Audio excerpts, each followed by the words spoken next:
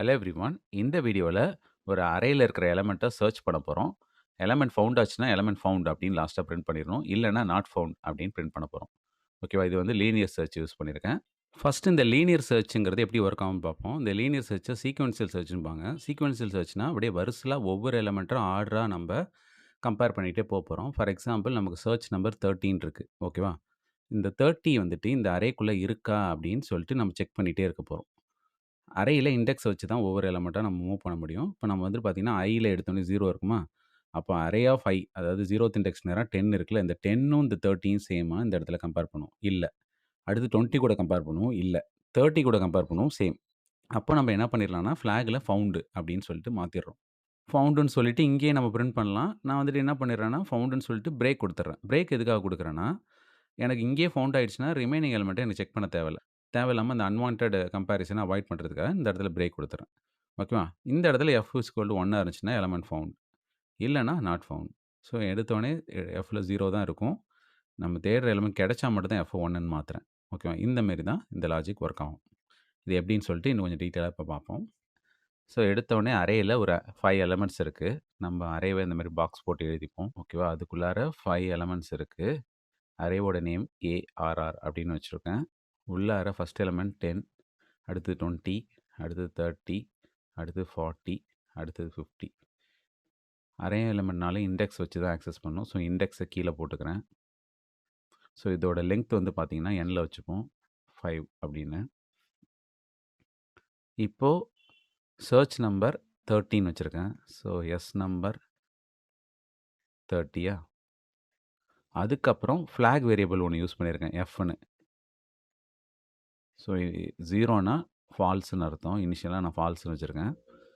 இங்க ஃபார் லூப்ல ஐன்னு ஒரு variable use பண்றேன். அதுல இனிஷியலா 0ங்கிற வேல்யூ இருக்கு. இப்போ ஃபார் லூப்குள்ளார I வந்து லெஸ் தென் என்னான்னு கண்டிஷன் செக் பண்றேன். Iல 0 இருக்கா? 0 வந்து 5 விட லெஸ்ஸர் ஆகும்போது கண்டிஷன் ட்ரூ. கண்டிஷன் ட்ரூனா கீழ இருக்கிற ட்ரூ பார்ட்ட எக்ஸிக்யூட் பண்ணணும். கீழ ஃபார் லூப்குள்ள வந்து பார்த்தீங்கன்னா, ஒரு இஃப் கண்டிஷன் எடுத்தோனே இருக்கு. If array of I equal to search நம்பரா அப்படின்னு கண்டிஷன் செக் பண்றோம். அரே ஆஃப் Iனா Iல 0 இருக்கா? அரே ஆஃப் 0க்கு நேரா என்ன வேல்யூ இருக்கு? 10. இந்த 10ங்கிற வேல்யூவ சர்ச் நம்பர் கூட கம்பேர் பண்றோம்.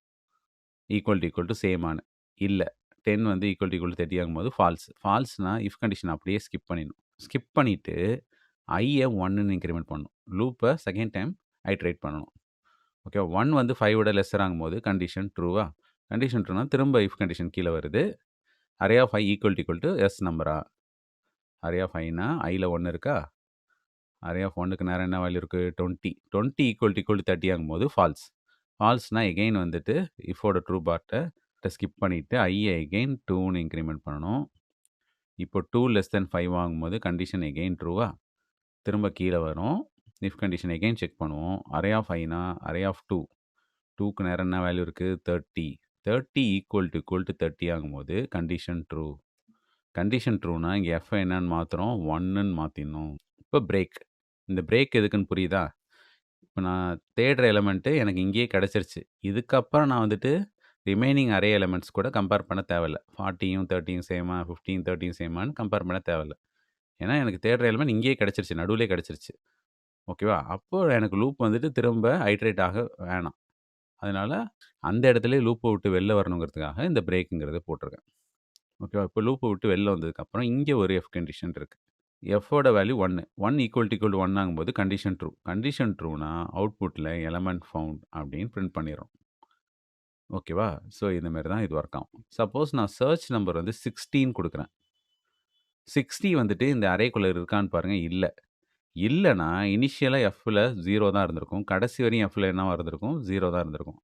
அப்ப நம்ம இங்க இஃப் கண்டிஷன்ல 0 ஈக்குவல் டூ 1 ஆகும்போது ஃபால்ஸ். ஃபால்ஸ்னா எல்ஸ் பார்ட் பிரிண்ட் ஆகுமா? அப்போ எலிமெண்ட் நாட் ஃபவுண்ட்ங்கிறது பிரிண்ட் ஆகும். புரியுதா? இந்த மாரி தான் லீனியர் சர்ச் ஒர்க் ஆகும். இப்ப இந்த லாஜிக்க அப்படியே C++ ப்ரோகிராமா மாத்திருக்கேன். இப்ப மெயின் ப்ளாக்குள்ளார எடுத்தோனே அரே டிக்ளேர் பண்ணும்போதே இனிஷியலைஸ் பண்ணியிருக்கேன்.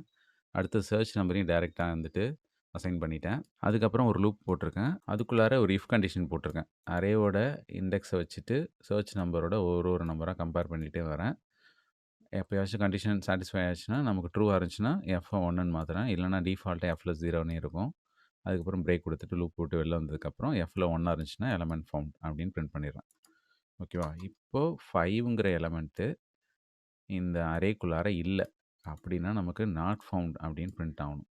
இப்போ இந்த ப்ரோக்ராமை கம்பைல் அண்ட் ரன் கொடுக்குறேன். பாருங்க நாட் ஃபவுண்டுன்னு பிரிண்ட் ஆகுது. இப்போ அரேயில் இருக்கிற எலமெண்ட்டை ஏதாவது ஒன்று கொடுக்குறேன். 13 கொடுக்குறேன். 30 வந்து இந்த இடத்துல இருக்குது. ஓகேவா? இப்போ நம்ம வந்துட்டு கம்பைல் ரன் கொடுத்தா எலமெண்ட் ஃபவுண்ட் அப்படின்னு பிரிண்ட் ஆகும்.